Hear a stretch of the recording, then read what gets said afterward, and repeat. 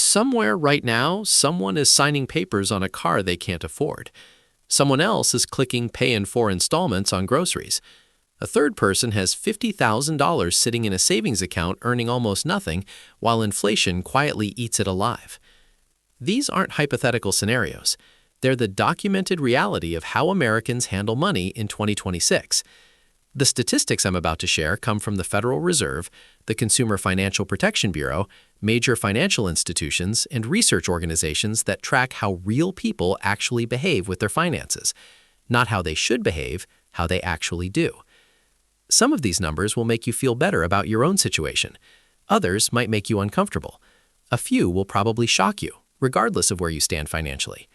What all of them have in common is this: they reveal the gap between what financial experts recommend and what ordinary people actually do. That gap explains a lot about why so many Americans feel stuck, stressed, and uncertain about their financial futures. These are the 10 money statistics you need to know in 2026. The first statistic involves something sitting in almost every American driveway. According to Edmunds' Q4 2025 data, 29.3% of car trade-ins toward new vehicle purchases are now underwater. That's the highest percentage since early 2021, when pandemic disruptions peaked.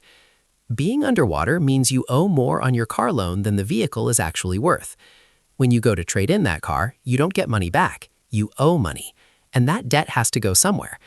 The average amount of negative equity hit an all-time record of $7,214 in late 2025. More than 1/4 of underwater trade-ins carried $10,000 or more in negative equity. Nearly 1 in 10 people showed up at dealerships already $15,000 or more in the hole before even picking out their next vehicle. The mechanics of how this happens are straightforward. Someone buys a car during the pandemic era when prices were inflated and inventory was scarce. They finance it for 72 or 84 months to keep payments manageable. Depreciation catches up. The market normalizes. Now they owe more than the car is worth. The trap compounds itself in a devastating way. Buyers who rolled negative equity into new loans paid an average of $916 monthly in Q4 2025. That's $144 more than the industry average of $772. To make those inflated payments feel manageable, 40.7% of them stretched into 84-month loan terms, 7-year car loans. That's the reality for millions of Americans in 2026. The cycle becomes nearly impossible to escape. Longer loans mean slower equity building. Slower equity building means you're underwater again when the next trade-in happens. The debt carries forward indefinitely. 3 principles can break this pattern. Buy used vehicles where the steepest depreciation has already occurred, put at least 20% down to create immediate equity, keep loan terms under 48 months, even if the monthly payment feels uncomfortable. The discomfort of a higher monthly payment for 4 years is nothing compared to 7 years of debt that follows you from one vehicle to the next. The second statistic reveals how Americans are financing their daily lives. Buy now, pay later services exploded during the pandemic.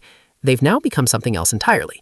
According to LendingTree's February 2026 tracker, 41% of BNPL users paid late on at least one loan in the past year. That's up from 34% just 12 months earlier.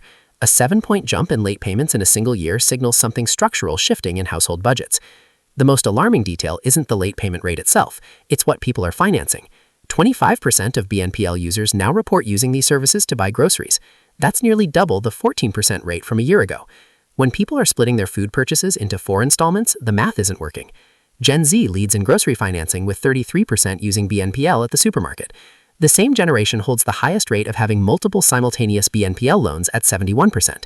The psychology behind BNPL adoption explains its growth. The purchase doesn't feel like spending because the full amount isn't leaving your account immediately. The pain of paying gets distributed across weeks rather than concentrated in one moment. This psychological trick has consequences.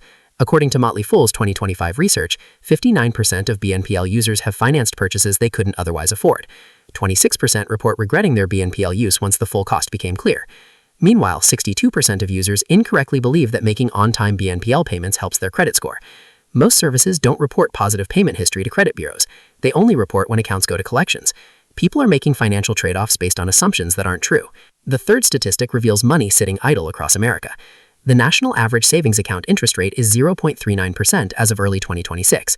Meanwhile, high-yield savings accounts at online banks routinely offer 4% or higher. That's a 10-fold difference for the exact same behavior of keeping money in a savings account. On a $10,000 balance, the difference is $39 versus $400 annually. On $50,000, it's $195 versus $2,000. The money requires no additional work, no additional risk, no change in behavior beyond opening a different account. Yet, research consistently shows that most Americans keep their savings at traditional banks, earning almost nothing. The default is inertia. Whatever account was easiest to open becomes the